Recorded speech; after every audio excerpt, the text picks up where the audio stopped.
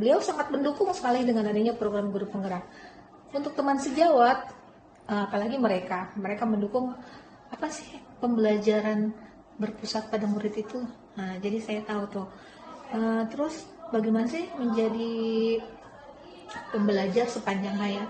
Bagaimana sih kita mendidik kepada peserta didik kita itu berdasarkan kodrat zamannya dan kodrat alamnya. Kendalanya nih Bu bagi saya, ini kan kolaborasi diadakannya malam nih Bu, bukan di sekolah. Saya harus punya kuota, saya harus punya internet yang memadai. Kendalanya sih itu, kemarin tuh pernah kan di rumah habislah kuota, artinya itu kendala yang ada di LMS. Terus kendala di teman, misalnya di teman sejawat gitu ya, agak minder kalau misalnya mereka punya pengetahuan yang lebih ya, saya enggak, saya gitu. Dan kendalanya sih takutnya nggak punya pengetahuan yang lebih ya, itu yang saya takutkan ketika mengikuti guru penggerak baru mau gitu ya. Ya tapi kan seiring berjalan, kalau kita jalanin insya Allah sih ada jalan gitu Bu. Itu kekhawatiran. Terus juga nih dengar dari temen, katanya guru penggerak tuh repot banget loh, harus loka karya. Waktu itu katanya ada yang jauh kan, jadi harus meluangkan waktu. Nah dari situ saya udah khawatir tuh, waduh nanti kalau loka karya jauh-jauh ya, sedangkan saya punya anak kecil, itu khawatiran maju kayak itu khawatir tuh waktu itu. Tapi ya udahlah karena ada yang menyemangati dan penasaran ya akhirnya lanjut. Apa saja yang Bu Esi sudah pahami tentang modul tersebut? Ya, dari saya belajar selama kurang lebih 1 bulan ini, yang saya pahami tentang filosofi Ki Hajar Dewantara yaitu adalah satu, pembelajaran yang memang berpusat pada murid. Jadi yang selama ini saya mungkin melakukan yang oriented teacher gitu ya, teacher oriented, sekarang sudah student oriented. Itu yang pertama. Yang kedua, saya sekarang mengetahui bagaimana belajar itu harus mengetahui karakteristik peserta didik kita dulu. Misalnya dengan melakukan asesmen awal atau asesmen diagnostik di peserta didik. Jadi kita tahu bermacam-macam karakter anak. Dari karakter itu kita jadikan patokan bagaimana pelajaran menjadi sesuai dengan tujuannya. Nah, saya filosofi Hajar Dewantara juga mengajarkan bagaimana kita mengajarkan peserta murid itu ya sesuai dengan perkembangannya, ya perkembangan zamannya dan perkembangan kodrat alam dan kodrat zamannya. Sesuai dengan sekarang anak-anak seringnya bermain IT.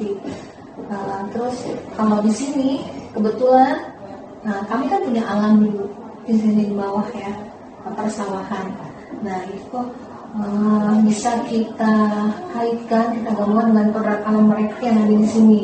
Kearifan lokal, kacang sangrai, kita bawa anak-anak ke sana. Bagaimana pembuatan kacang? Bagaimana misalnya alam ini terbuka luasnya? Kita bawa anak-anak ke sini sesuai dengan kodrat alamnya.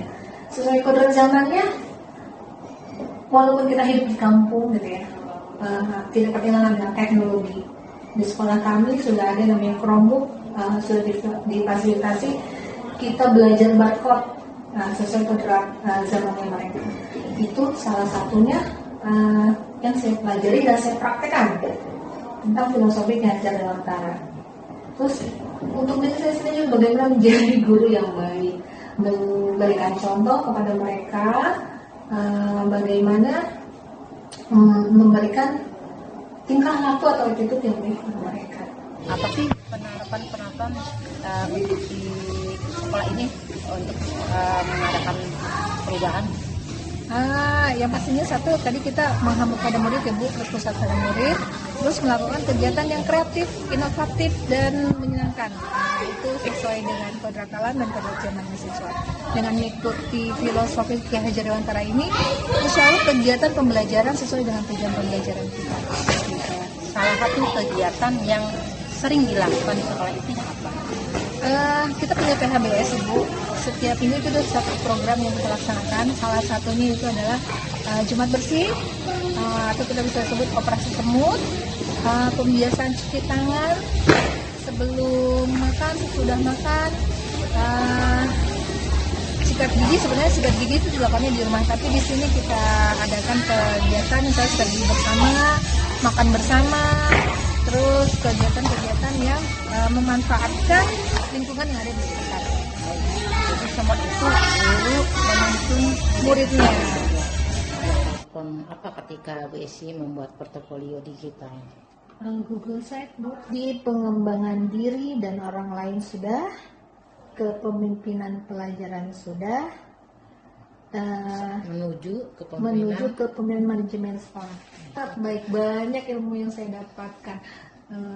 Saya kan kurikulum Merdeka ini juga masih meraba. Adanya Ibu Meti tadi, alur Merdeka aja saya jadi mengerti gitu ya.